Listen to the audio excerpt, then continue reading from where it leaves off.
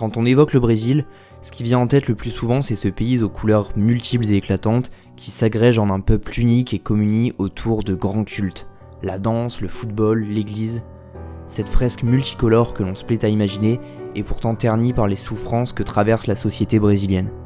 Inégalités profondes, fractures sociales et ethniques, économie fragile, corruption des élites, criminalité purulente et guerre des gangs, déforestation, ce visage-là du Brésil, il est pourtant bien réel, et ses nombreux fardeaux contribuent encore plus à raviver les antagonismes. C'est dans ce contexte que, le 2 octobre dernier, s'est tenu le premier tour des élections présidentielles du Brésil. Les deux grands favoris se sont hissés aisément au second tour qui aura lieu le 30 octobre et dont l'issue est encore très incertaine. Alors d'un côté, on a Jair Bolsonaro, le président sortant, qui est proche de l'armée, des milieux évangélistes et des classes favorisées.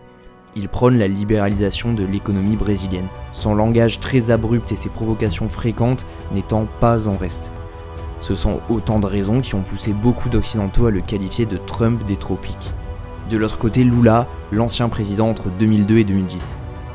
Éminente figure de la gauche, les politiques sociales qu'il avait menées l'avaient rendu populaire auprès d'une forte part de l'électorat, plutôt pauvre, plutôt de couleur.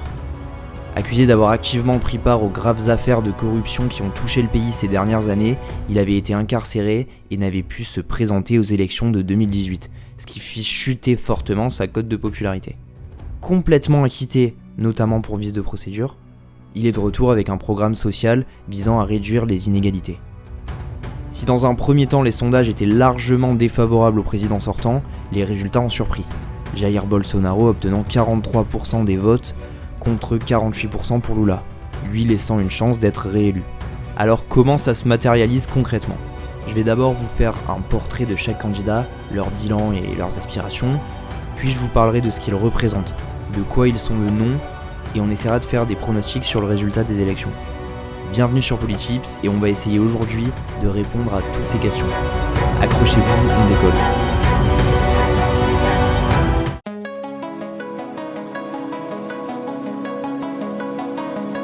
Le président sortant a mené au cours des 4 dernières années une politique qui n'a pas plu à tout le monde. C'est le moins qu'on puisse dire. Plus d'un Brésilien sur 2 considère son gouvernement comme mauvais ou épouvantable début 2022. Et sa politique s'est caractérisée par un certain niveau de radicalité, tant dans les paroles que dans les actes. Favorable à la libéralisation de l'économie, qui pour lui est le seul moyen de parvenir à atteindre une forme de bien-être social, il souhaite privatiser davantage le géant pétrolier Petrobras, qui appartient à 50% à l'État brésilien. Ces vagues de privatisation doivent servir à augmenter la productivité et s'accompagner d'une diminution des charges sur les entreprises, dans le but à la fois d'augmenter les investissements à l'étranger de ces entreprises, mais aussi pour que les investissements provenant de l'étranger viennent plus souvent vers le pays.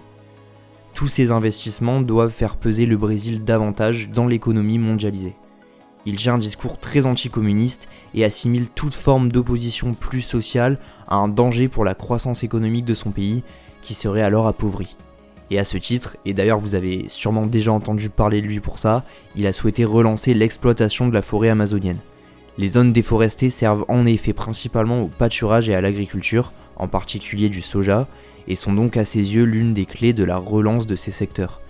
Il a donc pendant son mandat tenté d'effriter les politiques mises en place par ses prédécesseurs pour limiter la déforestation, et compte y aller encore plus fort s'il est réélu. Au-delà du volet économique, Bolsonaro est un nostalgique du régime militaire qui était en vigueur au Brésil entre 1964 et 1985, ayant été lui-même militaire sous ce régime. Très proche de l'armée, qu'il considère garante de l'ordre et de la sécurité, il a au cours de son mandat multiplié les mesures en faveur d'une consolidation des forces militaires, en prenant notamment des mesures très symboliques, comme par exemple en levant l'interdiction de commémorer le putsch de 1964, qu'il ne considère d'ailleurs pas comme un putsch. Plus concrètement, il a contribué à faire élire des militaires à l'Assemblée et ainsi à constituer un lobby pro-armes à feu. Visant à annihiler toutes les formes de trafic et de guerre de gangs et à réduire le nombre d'homicides, il pense en effet que le port d'armes est un moyen nécessaire à l'autodéfense. Et ces politiques ont donc largement facilité leur accès pour de nombreux Brésiliens, le nombre d'armes vendues ayant été multiplié par 3 sous son mandat. En somme, il ne souhaite pas directement restaurer ce régime, mais en reprend au moins le symbole et prend certaines mesures qui l'en rapprochent. Cela s'inscrit en fait dans un discours plus largement néoconservateur, autour des 3 axes Dieu, famille, patrie. Et sur le plan des mœurs, Jair Bolsonaro est en effet également très droitier. Il est l'allié des églises évangélistes, et venant d'une famille catholique, il s'est lui-même converti à l'évangélisme. Il considère la famille traditionnelle comme étant le seul modèle viable et s'oppose à toute forme d'évolution et à l'élargissement de certains droits, notamment des LGBT. Souhaitant étouffer cette idéologie progressiste qu'il considère délétère, il a notamment gelé le budget alloué aux sciences sociales dans les universités qui lie directement à l'émergence de ces idées dites gauchistes. Enfin, il est vrai qu'il a aussi teinté son programme de mesures plus sociales. Difficile de dire s'il le fait par clientélisme ou par conviction, mais ces politiques n'ont en tout cas que des effets marginaux sur le bien-être économique des plus défavorisés, et l'insécurité alimentaire est tout de même passée de 20 à 29% sous son mandat. Je rappelle quand même que ces chiffres sont à mettre dans un contexte de crise sanitaire et économique et qu'ils ne peuvent donc pas être imputés aux seules mesures politiques du président. Sa gestion de la crise Covid a aussi fortement terni sa popularité, puisqu'il a longtemps considéré le Covid comme une maladie peu dangereuse et n'a pris que très peu de mesures limitant la propagation du virus. Le Brésil est à ce jour le 2e pays au monde où le virus a été le plus meurtrier, ayant tué à ce jour presque 700 000 personnes, soit plus de 3 000 morts pour 1 million d'habitants. Mais alors pourquoi le président reste tout de même très populaire et garde ses chances d'être réélu ? C'est en fait peut-être parce qu'il est le symptôme d'une polarisation latente de la société brésilienne, mais avant de répondre à cette question plus en détail, il nous faut d'abord nous pencher sur son principal concurrent, j'ai nommé Luiz Inácio Lula da Silva.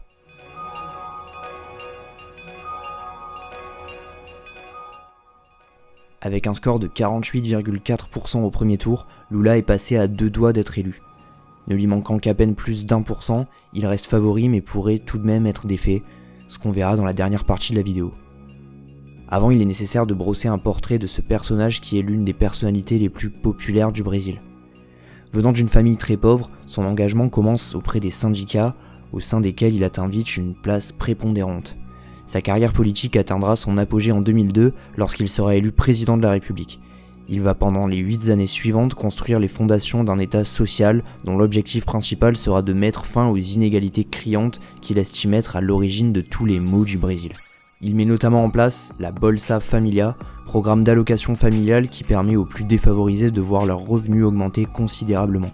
Il va aussi permettre l'urbanisation des favelas pour augmenter les conditions de vie dans ces zones où pauvreté et criminalité sont répandues.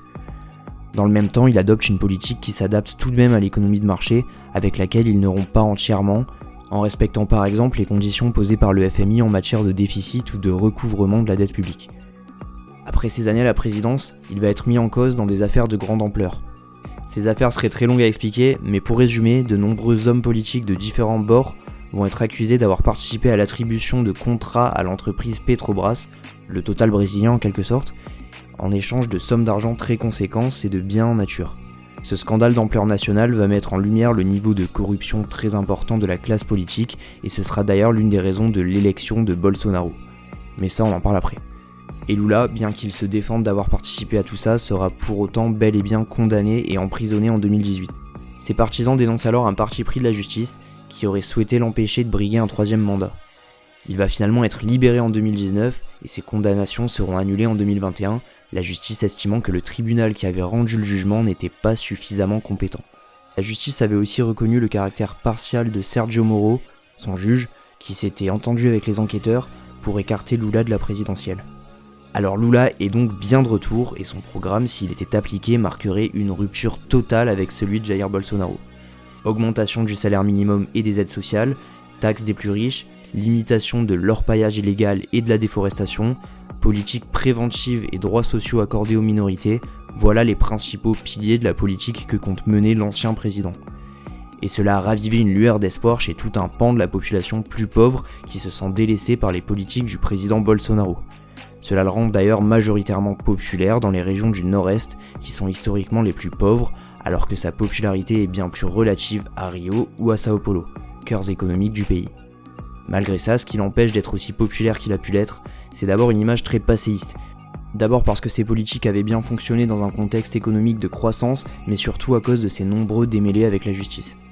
Et oui, en fait, bien qu'il y ait eu de nombreux vices de procédure et que ses condamnations avaient des visées politiques, il est tout de même très probable qu'il a véritablement pris part à plusieurs de ces scandales. ce qui noircit tout de même son image, et d'ailleurs son concurrent Bolsonaro s'en sert aussi pour le discréditer. Bon, voilà nos deux hommes. Vous le voyez bien, deux programmes très radicaux et diamétralement opposés, des scandales des deux côtés, et pourtant ils ont réuni à eux deux près de 92% des voix exprimées au premier tour, dans un pays où, rappelons-le, le vote est obligatoire.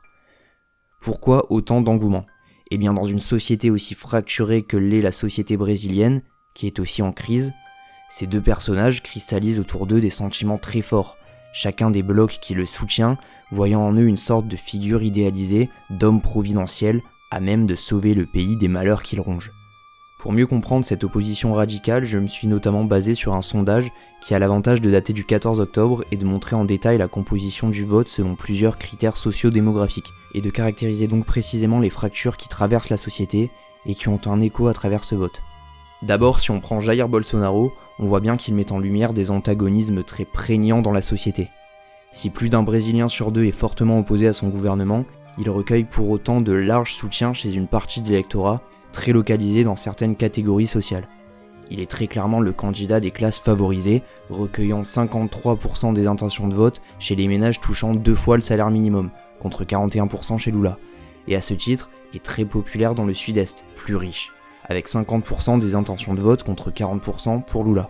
Soutien des évangélistes, ils sont aussi plus de 66% à le soutenir. A l'inverse, Lula récolterait selon l'enquête 51% des votes des femmes contre seulement 41% pour Bolsonaro, 58% des votes des moins diplômés contre 38% pour Bolsonaro et 57% des votes dans la tranche la plus faible des revenus contre 37% pour son concurrent.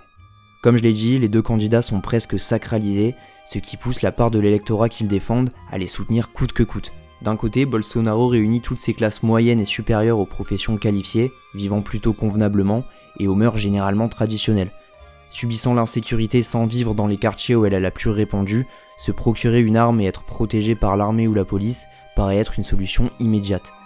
Ils sont plus sceptiques aux programmes sociaux proposés par Lula, solution de plus long terme pour mettre fin aux problèmes d'insécurité.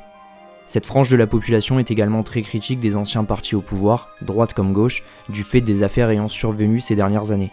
Et Bolsonaro avait justement été élu en 2018 avec un discours très hostile à la corruption, ce qui conforte son électorat dans l'idée qu'il est le rempart aux politiques plus classiques comme Lula, ayant trempé dans des affaires du genre.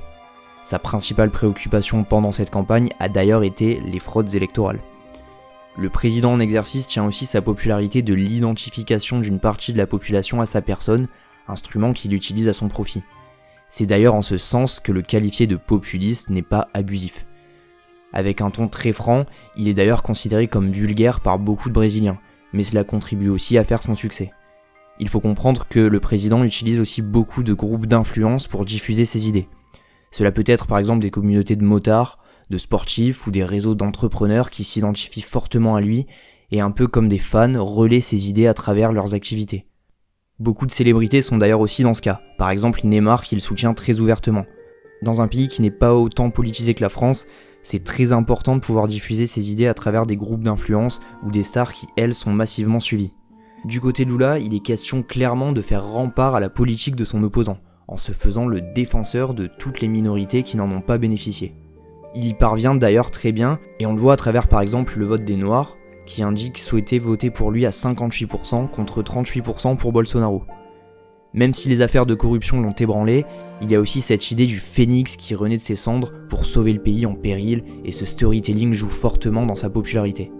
Enfin, son succès s'explique par des propositions sociales très marquées à gauche dans une campagne où le pouvoir d'achat et la redistribution des richesses étaient l'un des sujets principaux.